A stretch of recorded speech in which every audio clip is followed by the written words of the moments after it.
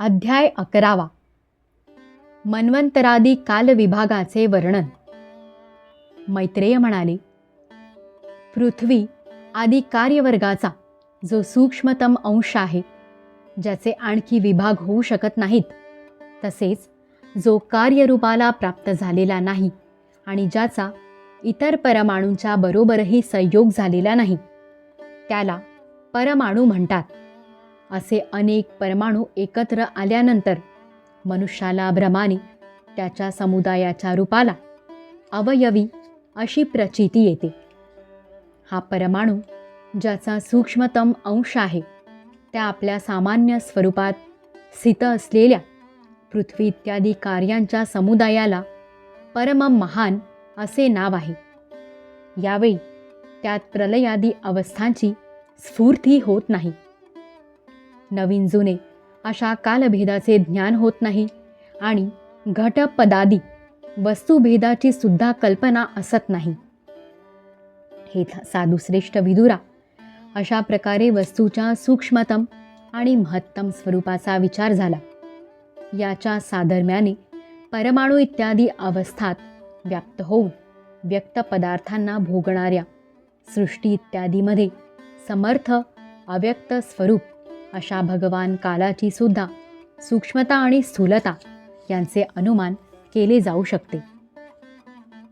जो काल प्रपंचाच्या परमाणूसारखा सूक्ष्म अवस्थेत व्यापून असतो, तो अत्यंत सूक्ष्म आहे आणि जो सृष्टीपासून प्रलयापर्यंत त्याच्या सर्व अवस्था भोगतो, तो परम महान आहे.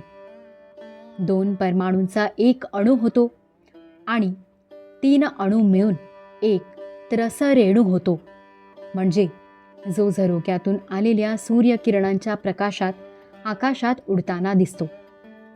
असे 3 त्रसरेणू ओलांडून जाण्याला सूर्याला जेवढा वेळ लागतो, त्याला त्रुटी असे म्हणतात. याच्या 100 पट काळाला वेध म्हणतात आणि 3 वेधांचा एक लव होतो. 3 लवांचा एक निमिष, 3 निमिषांचा एक क्षण, 5 क्षणांची एक काष्ठा आणि 15 काष्ठांचा एक लघु होतो. 15 लघूंना एक नाडिका म्हणतात. 2 नाडिकांचा एक मुहूर्त आणि 6 किंवा 7 नाडिकांचा एक प्रहर होतो. यालाच याम म्हणतात. याम म्हणजे माणसाच्या दिवसाचा किंवा रात्रीचा 4था भाग होय. 6 पल तांब्याचे एक असे भांडे बनवावे की ज्यामध्ये 1 शेर पाणी मावेल आणि 4 मासे सोन्याची 4 बोटे लांबीची सळी बनवून तिने त्या भांड्यांच्या बुडाला एक छिद्र पाडून ते भांडे पाण्यात सोडावे. जितक्या वेळात 1 शेर पाणी त्या भांड्यात भरले जाईल, तेवढ्या वेळेला 1 नाडिका म्हणतात. विदुरा, मनुष्याचे 4 प्रहराचे दिवस आणि रात्र होतात आणि 15 दिवसांचा एक 15वडा होतो, जो शुक्ल आणि कृष्ण या 2 नावांनी 2 प्रकारचा मानला गेला आहे. या 2 पक्षांचा मिळून 1 महिना होतो, जो पितरांचा 1 दिवस रात्र असते. 2 महिन्यांचा एक ऋतू आणि 6 महिन्यांचे एक अयन होते. दक्षिणायन आणि उत्तरायण अशी 2 अयने आहेत. ही दोन्ही अयने मिळून देवतांची 1 दिवस रात्र होते. मनुष्यलोकात 12 महिन्यांना वर्ष असे म्हणतात. अशी 100 वर्षे हे मनुष्याचे अधिकतम आयुष्य सांगितले गेले आहे. चंद्र इत्यादी ग्रह, अश्विनी इत्यादी नक्षत्रे आणि सर्व तारामंडलाचा अधिष्ठाता कालस्वरूप भगवान सूर्य परमाणूपासून संवत्सरापर्यंत काळात 12 राशीरूप अशा संपूर्ण भुवनाला प्रदक्षिणा करीत असतो. विदुरा, सूर्य, बृहस्पती, सवन, चंद्र आणि नक्षत्रासंबंधी महिन्यांच्या भेदाने या वर्षांनाच संवत्सर, परिवत्सर, इडावत्सर, अनुवत्सर आणि वत्सर असे म्हटले जाते. अशी 5 प्रकारची वर्षे करणाऱ्या भगवान सूर्याची आपण पूजा करा. हे सूर्यदेव पंचमहाभूतांपैकी तेजाचे स्वरूप आहेत आणि आपल्या कालशक्तीने बीजापासून अंकुर उत्पन्न करणाऱ्या शक्तीला अनेक प्रकारे कार्यान्वित करतात. पुरुषांची मोहनिवृत्ती करण्यासाठी हे त्यांच्या आयुष्याचा क्षय करीत आकाशात भ्रमण करतात. तसेच हेच सकाम पुरुषांना यज्ञ इत्यादी कर्मांपासून प्राप्त होणारी स्वर्ग इत्यादी मंगलमय फले देतात. विदुर म्हणाला, मुनिश्रेष्ठ, आपण देवता, पितर आणि मनुष्यांच्या कमाल आयुष्याचे वर्णन केले. आता जे सनकादी ज्ञानी मुनिजन त्रैलोक्याच्या बाहेर कल्पापेक्षाही अधिक काळापर्यंत राहणारे आहेत, त्यांच्याही आयुष्याचे वर्णन करावे. आपण भगवान असल्याने काळाची गती चांगल्या तऱ्हेने जाणता, कारण ज्ञानी लोक आपल्या योगसिद्ध दिव्य दृष्टीने सारे विश्व पाहतात. मैत्रेय म्हणाले, विदुरा, असे सांगितले जाते की सत्य, त्रेता, द्वापर आणि कली ही 4 युगे संध्या आणि संध्यांशांच्या सह देवांच्या 12,000 वर्षांपर्यंत राहतात. या सत्यादी 4 युगांची क्रमाने 4, 3, 2 आणि 1,000 दिव्य वर्षे असतात आणि प्रत्येकाची जितकी सहस्र वर्षे असतात त्याच्या दुप्पट 100 वर्षे त्यांची संध्या आणि संध्यांशात असतात. युगांच्या सुरुवातीला संध्या आणि शेवटी संध्यांश यांची वर्षगणना शेकड्यांच्या संख्येने सांगितली गेली आहे. यांच्या मधल्या काळाला कालवेत्ते युग असे म्हणतात.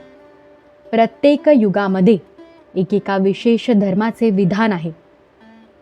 सत्ययुगातील मनुष्यांमध्ये धर्म आपल्या 4 चरणांनी राहतो.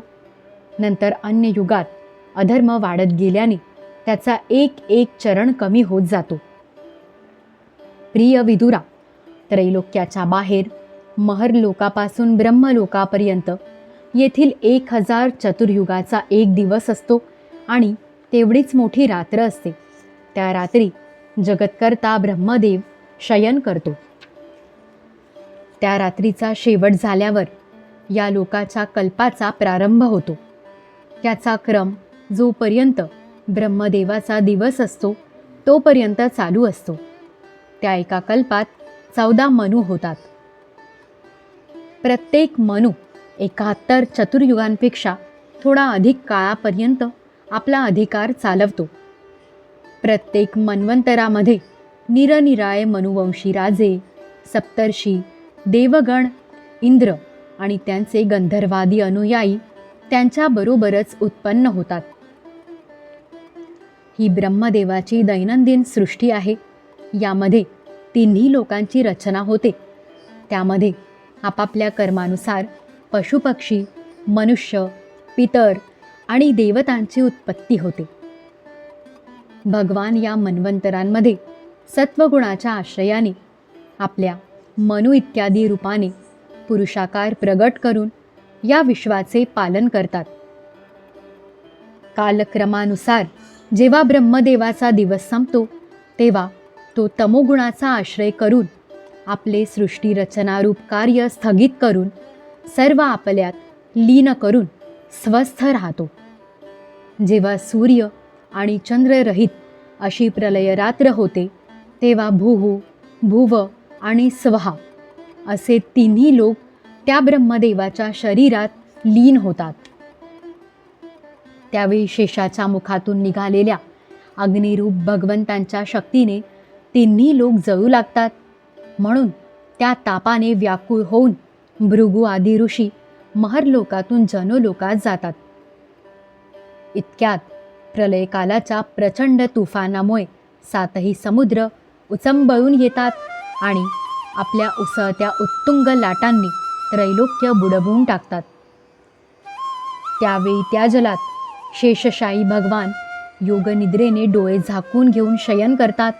तेव्हा जनोलोकात निवास करणारे मुनिगण त्यांची स्तुती करतात. अशा प्रकारे कालाच्या गतीने 1,000 चतुर्युगांच्या रूपाने होणाऱ्या दिवसरात्रींमुळे ब्रह्मदेवाच्याही 100 वर्षांच्या आयुष्याची समाप्ती होते असे दिसते. ब्रह्मदेवाच्या आयुष्याच्या अर्ध्या भागाला परार्ध असे म्हणतात. आतापर्यंत पहिला परार्ध होऊन गेला असून आता दुसरा परार्ध चालला आहे. पहिल्या परार्धाच्या सुरुवातीला ब्राह्म नावाचा महाकल्प झाला होता. त्यातच ब्रह्मदेवाची उत्पत्ती झाली होती. पंडित लोक याला शब्द ब्रह्म म्हणतात. त्याच परार्धाच्या शेवटी जो कल्प झाला होता त्याला पाद्मकल्प म्हणतात. यामध्ये भगवंतांच्या नाभी सरोवरातून सर्व लोकमय कमळ प्रगट झाले होते. विदुरा, आता जो कल्प चालू आहे तो दुसऱ्या परार्धाच्या सुरुवातीचा आहे असे सांगितले जाते. हा वाराह कल्प या नावाने प्रसिद्ध आहे. यात भगवंतांनी वराह रूप धारण केले होते. हा 2 परार्धांचा कालावधी अव्यक्त, अनंत, अनादि विश्वात्मा श्रीहरींचा एक निमेष मानला जातो. परमाणुपासून द्विपरार्धांपर्यंत पसरलेला हा काल सर्व समर्थ असूनही सर्वात्मा श्रीहरींवर मात्र याची कोणत्याही प्रकारे सत्ता चालत नाही. हा देहादिकांमध्ये अभिमान ठेवणाऱ्या जीवांवरच सत्ता चालवतो.